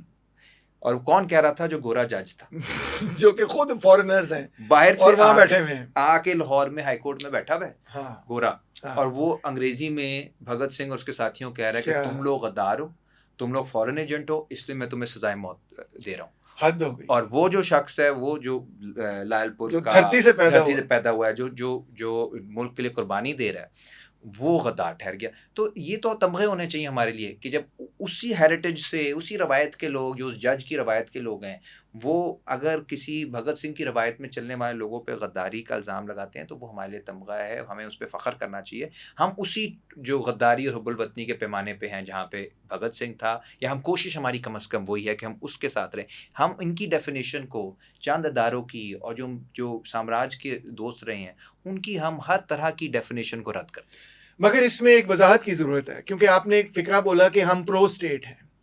मगर मेरा ख़्याल है कि आपकी मुराद ये नहीं कि हम प्रो इस किस्म की पॉलिसियाँ हैं जो कि नहीं, नहीं। मौजूदा रियासत कर रही है, बल्कि शायद आपकी मुराद इससे ये है कि हम कोई एनार्किस्ट नहीं है जो ये चाहें कि रियासत ही ना बचे, बल्कि रियासत का तबकाती किरदार तब्दील होना चाहिए। बिल्कुल। ये है बाएं बाजू का बिल्कुल। हकीकी प्रोग्राम, बिल्कुल। कि रियासत एक ऐसी बने जो मजदूरों और किसानों के इक़्तिदार की नुमाइंदगी करे। हमारा आपने एक बड़ी खौफनाक किस्म की तस्वीर खींची, जिसमें न सिर्फ पाकिस्तान की रियासत बल्कि तीसरी दुनिया की अमूमी रियासतें, ऐसी रियासतें हैं जिनमें कि डंडा चलता है, जबर चलता है, जमहूरी हकूक नहीं होते।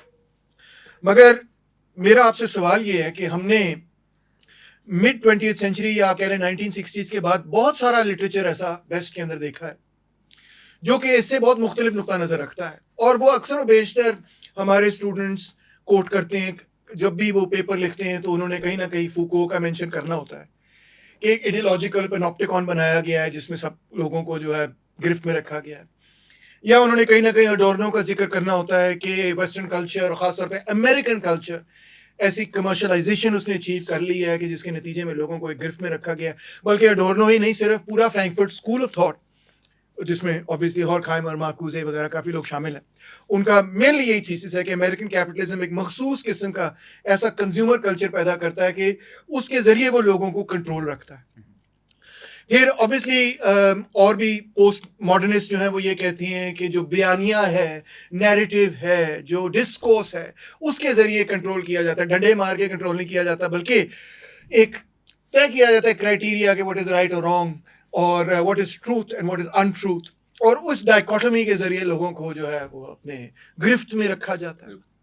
और ये सारे का सारा लिटरेचर दर हकीकत एक तरह से ग्रामशी की हेजेमनी की थॉट और एक आइडिया के रूलिंग क्लास जो है वो एक अपना एक सोशल कॉन्ट्रैक्ट बनाती है, जिसमें हुक्मरान तबके की कोशिश होती है कि जो महकूम तबकात हैं वो हुक्मरान तबके का साथ दें, और उसमें कोई ना कोई उनके दरमियान इमरानी मुआहिदा पैदा हो जिसमें कि वो ये कहें कि ठीक है, ये आपके हकूक होंगे और ये उसके एवज हमारे राइट्स होंगे, हम ये हुक्मरानी करेंगे। मगर आपका ये अब दावा है कि ये सारे का सारा फ्रेमवर्क आइडियोलॉजिकल हेजेमनी, चाहे वो ग्रामशियन हेजेमनी हो या वो फ्रैंकफर्ट स्कूल ऑफ थॉट का की क्रिटिक हो मॉडर्न कैपिटलिज्म पे, जदीद सरमायादारी निज़ाम पे, कि इन्होंने एक ऐसा कंज्यूमर मीडिया सोसाइटी बनाई है जिसमें बंदा जिसे बाहर ही नहीं निकल सकता, या फिर वो सारी पोस्ट स्ट्रक्चरलिस्ट पोस्ट मॉडर्निस्ट तनकीद हो कि बयानिए के ज़रिए, यानी कि नैरेटिव के ज़रिए, डिस्कोर्स के ज़रिए इंसानों को कंट्रोल किया, वो सारे का सारा आपने रद्द कर दिया। और आपने कहा कि ये चक्कर ही कोई नहीं, थर्ड वर्ल्ड के अंदर चक्कर ये है कि डंडा चलाया जाएगा और रूल बाय फियर, खौफ के ज़रिए लोगों पर हुक्मरानी की जाएगी। तो इस पर वजाहत कीजिए कि वो जो सारा लिटरेचर है, फिर हेजेमनी का नंबर 1 और कंज्यूमर सोसाइटी के थ्रू कंट्रोल का और डिस्कोर्स का के जरिए कंट्रोल का, क्या आप उसको रिजेक्ट कर रहे हैं in the instance of the third world in Pakistan? नहीं, बहुत आपका ये अहम सवाल है और बिल्कुल आपने डाइकोटमी ठीक बनाई है। जिस तरह से इकोनॉमिकली जब हम सरमायादारी की बात करते हैं तो ये 2 बड़ी डिफरेंट रियलिटी है कि मगरिब में क्या है अच्छा। और फिर तीसरी दुनिया में क्या है। हम्म, मगरिब में जहाँ पे वहाँ पे कंज्यूमर ड्रिवन सोसाइटीज़ बनी, वहाँ पे जो स्केर्सिटी थी वो ख़त्म हो गई, बहुत ज़्यादा जी प्रोडक्शन बढ़ गई, लोगों ने वर्कर भी गाड़ियों में जा रहे हैं, शॉपिंग कर रहे हैं, ट्रैवल कर रहे हैं, तो उनके लिए एक अलग थी, यानी जदीदियत जो एक्सपीरियंस की मगरिब ने वो एक अलग चीज़ थी। हमने जदीदियत किस तरह एक्सपीरियंस की, वो हमने ग़ुलामी की सूरत में की, कलोनियलिज़्म की सूरत में की, कहत की सूरत में की, स्केर्सिटी की सूरत में की, जहालत की सूरत में की।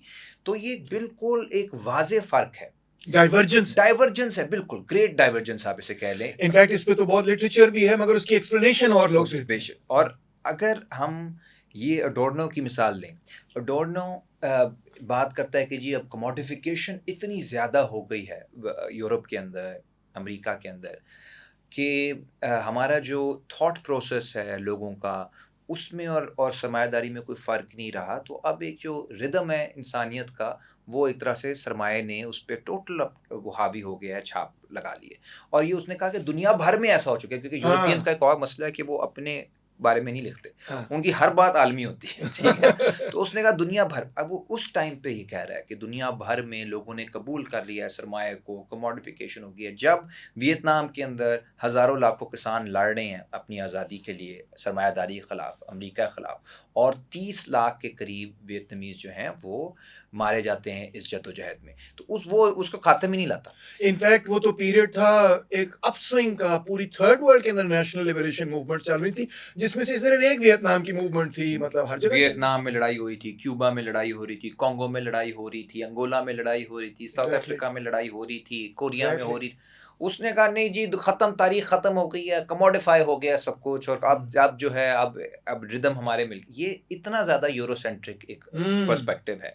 क्योंकि अभी उस टाइम पे तो किसान जो हैं, किसानों की तहरीकें तो अभी शुरू हो रही थी सही मानों में तीसरी दुनिया में। जब इसने कह दिया था कि सारे किसान भी और पूरा माशरा जो है वो अब सरमाए के रिदम, सरमाए की जो हरकत है उसके साथ हमारी सोच जुड़ चुकी है, तो अब हम कुछ भी नहीं कर सकते। अब हम एक तरह से एक मैट्रिक्स के अंदर हैं कि हम उससे बाहर सोच नहीं सकते, और वो फिल्में भी बड़ी बनी है। बिल्कुल। और लेकिन हकीकत ये है कि लोग सोच रहे थे, लड़ रहे थे, आज भी लड़ रहे हैं, लेकिन अगर आपके वहाँ नहीं लड़ रहे, तो इसका ये मतलब नहीं बाकी जगहों पे नहीं लड़ रहे। और अपने वहाँ भी ईस्ट जर्मनी उनके साथ ही था, हाँ, तो ऐसा नहीं था कि उधर भी लेफ्ट के नहीं थे लोग, वो बड़ी। लेकिन उन्होंने अपने आप को ज़हनी तौर पे अमरीकी सरमायादारी के अंदर देख लिया था, और फिर ये भी उनका ख्याल था कि वो शायद बेहतर सिस्टम है।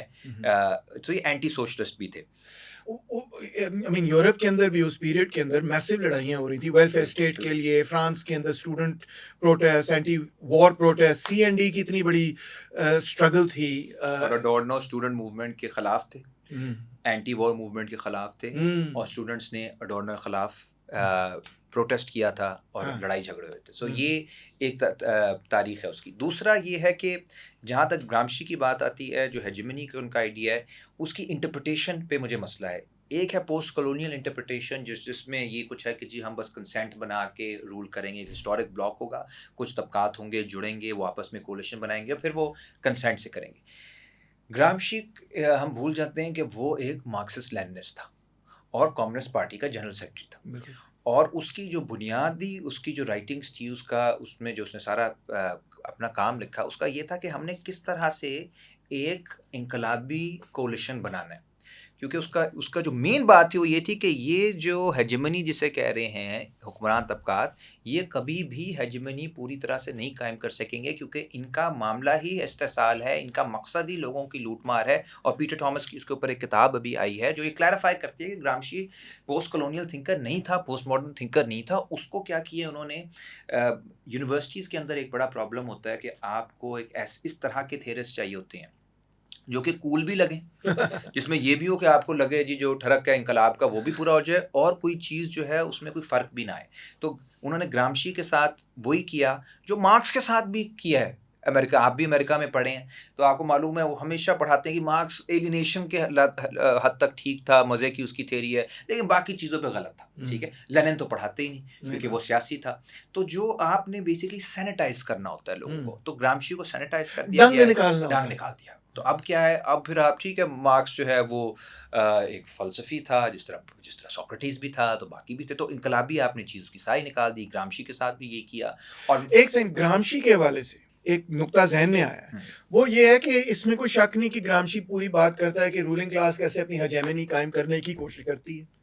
मगर लोग अक्सर ये बात भूल जाते हैं कि ग्रामशी की अपनी कोशिश ये थी, और उसकी राइटिंग्स में ये लिखा, प्रेजेंट नोटबुक्स में, कि इस हेजेमोनिक ब्लॉक के खिलाफ हमने काउंटर हेजेमोनिक ब्लॉक बनाना है, बिल्कुल। जिसमें ऑर्गेनिक इंटेलेक्चुअल्स भी शामिल होंगे, वाइट मजदूर किसान भी शामिल होंगे, और तमाम वो लोग जो डिसेंटिंग हैं उनको शामिल किया जाए। सबाल्टर्न वो उसे कहता है। हाँ। और ज़ाहिर है वो जेल में था जब ये लिख रहा था, तो सही। जेल में वो कोई सी कॉन्फ्रेंस की प्रिपरेशन नहीं कर रहा था कि मैंने कोई पर्चा लिखना है और मैंने प्रेजेंट करना है। वो इनकलाब के लिए जेल में था, इनकलाबी Yes. था इसलिए जेल में गया था। वो Yes. चाहता था कि उस हेजेमनी को तोड़ के एक बनाई जाए, एक स्टेबल हेजेमनी बनाई जाए, और वो बनेगी जब जो बुनियादी तौर पे जो उसकी सोच को आपको समझ आती है सदर्न क्वेश्चन से। जब वो कहता है कि यार हमें बुनना पड़ेगा, हमें जोड़ना पड़ेगा, स्यू करना पड़ेगा जो हमारे लोग हैं साउथ में, क्योंकि उनकी सोच ज़रा फ़र्क है, कौमी सवाल भी है, फिर वहाँ पे इंडस्ट्रियलाइजेशन उतनी नहीं है, और नॉर्थ में जहाँ पे इंडस्ट्रियलाइजेशन ज़्यादा है, तो एक अलायंस करना पड़ेगा वर्कर्स पेजेंट, जो बड़ा क्लासिकल बात है, जो माओ भी करता है, सही, जो सही। नॉर्थ कोरियन भी करते हैं,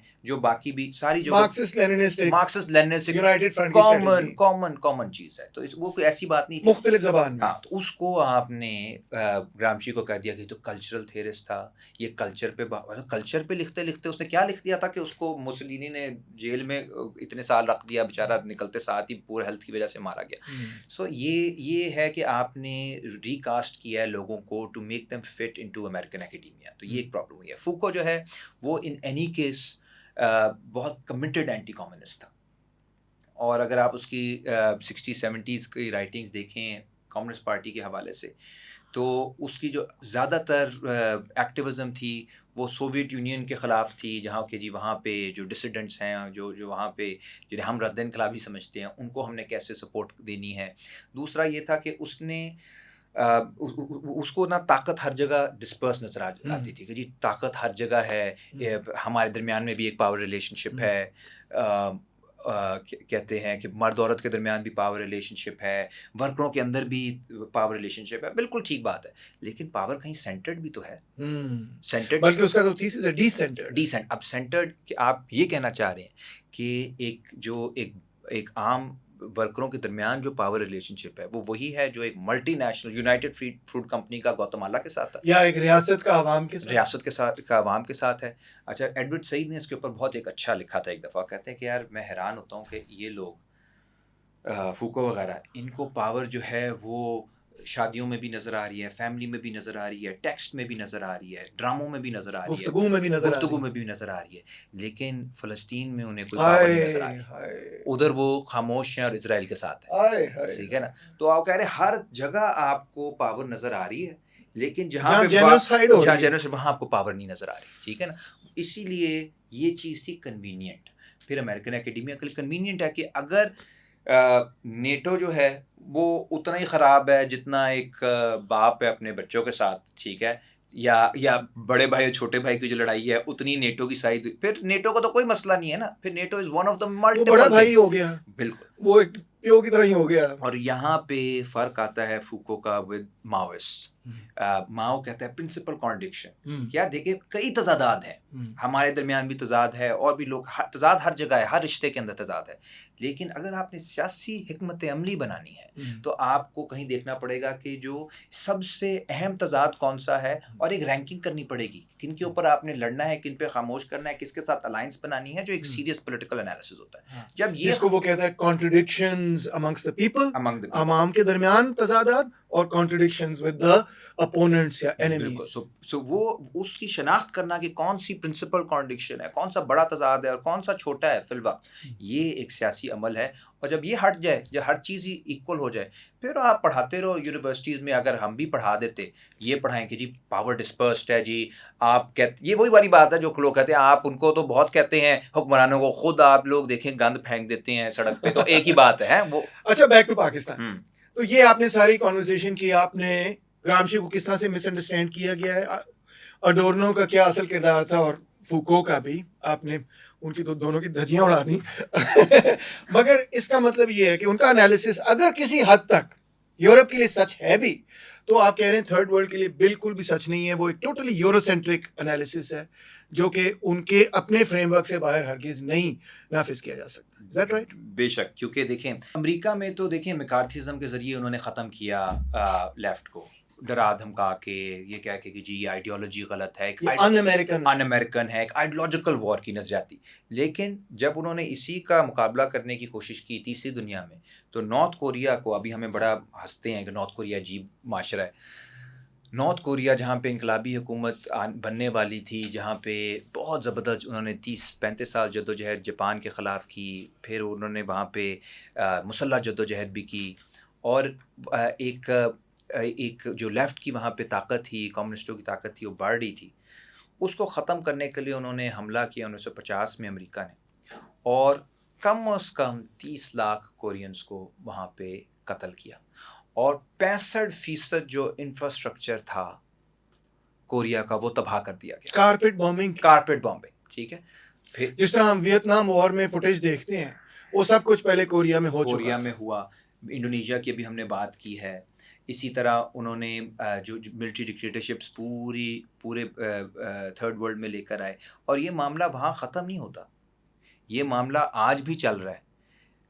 जो डिसएग्रीमेंट है, आइडियोलॉजिकल लड़ाई है, हाँ वो यूरोप के अंदर तो है कि फार राइट कौन है, फार लेफ्ट कौन है, ये बहसें होती हैं। मगर यमन के अंदर वो बहस नहीं करते, वो उड़ा देते हैं। यमन उन्होंने उड़ा दिया, अफ़गानिस्तान उड़ा दिया, इराक उन्होंने उड़ा दिया, उन्होंने लिबिया उड़ा दिया, उन्होंने सीरिया उड़ा दिया। इसका मतलब है कि जो उन्होंने एक कॉन्टूर्स बनाए हुए हैं जिसके अंदर वो चाहते हैं लोग खेलें, अगर कोई उसके अंदर नहीं खेलता, उससे बाहर जाता है, तो उसके लिए प्राइमरी जो लैंग्वेज ऑफ कम्युनिकेशन है एम्पायर की, वो वायलेंस है। Very interesting. अच्छा, ये बताएं कि इसका मतलब ये हुआ कि जो हकूक first world countries, advance capitalist countries के अंदर हमें मिलते हैं, जिनके हवाले से हमारे लिबरल दोस्त हमारी कॉन्फ्रेंसेस में हमें बताते हैं कि देखें वहाँ कितना खूबसूरत रूल ऑफ लॉ है, वो बताते हैं देखें वहाँ कितनी आज़ादी है इजहार की, वो बताते हैं देखें वहाँ ये भी आज़ादी, वो भी आज़ादी, ये भी करने की इजाज़त, वो भी करने की इजाज़त है। और ख़ास तौर पे चले शख्सी आज़ादियाँ तो अपनी जगह, मगर सियासी आज़ादियाँ और सियासी हकूक़ का वो हमें सबक सिखाते हैं। और वो कहते हैं कि थर्ड वर्ल्ड के अंदर भी ये आज़ादियाँ होनी चाहिए, मुझे उससे कोई इख्तलाफ तो नहीं, ये सब आज़ादियाँ हमारे पास भी होनी चाहिए। मगर इन आज़ादियों का थर्ड वर्ल्ड में ना होने का असबाब की वजह यही है कि दर हकीकत थर्ड वर्ल्ड एक नियो कॉलोनियल रिलेशनशिप में है, जिसमें वो जो सरमाया, वो जो दौलत पैदा कर रहा है, तीसरी दुनिया में दौलत जो पैदा हो रही है, वो पहली दुनिया में जा रही, फर्स्ट वर्ल्ड में जा रही, और इसी वजह से वहां पर आज़ादियां दी जा सकती हैं, खुली छूट दी जा सकती है, वेलफेयर स्टेट भी कायम किया जा सकता है, जबकि जहां से इस्तेहसाल हो रहा है वहां पर डंडा चलाना जरूरी बन जाता है। बिल्कुल बिल्कुल। क्या यही आपका नुक्ता नज़र? बिल्कुल यही है। देखिए, और ये वैसे भी बड़ी अजीब चीज़ लगती है, मैं आऊँ किसी गांव में आके ज़मीन उनसे छीन लूँ, वहाँ पे अपने कंस्ट्रक्शन कर लूँ, दीवारें भी लगा लूँ, सिक्योरिटी चेक पोस्ट लगा दूँ, नौकरियाँ भी लोगों के पास ना हों, सारे वहाँ का जो वेल्थ है वो मेरे पास आ जाए। उसके बाद हर 6 महीने बाद मैं जाके कहूँ कि यार देखें, आप लोगों को ना थोड़ा-सा सिविलाइज़्ड बिहेवियर रखना ओए चाहिए, ओए ठीक है ओए ना? ओए। अब ये एरोगेंस है जो वेस्टर्न डिप्लोमैट्स में बहुत है, जो एनजीओ वर्ल्ड के अंदर बहुत ज़्यादा है, कि जी उन्होंने सिखाना है कि आप महज़्ज़ब हो, ये नहीं कभी कहना कि यार हम सॉरी जो हमने आपके साथ किया है। मग़रिब को अपोलोजाइज़ और करना अभी भी कर चाहिए, रहे हैं। अभी भी कर रहे हैं। अभी जब बताया ना कि जी हर $1 के लिए जो ये इमदाद में देते हैं, तो $24 तो यहाँ से निकाल के जाते हैं तीसरी दुनिया शॉकिंग। से, ठीक है? तो ये हो रहा है अभी भी।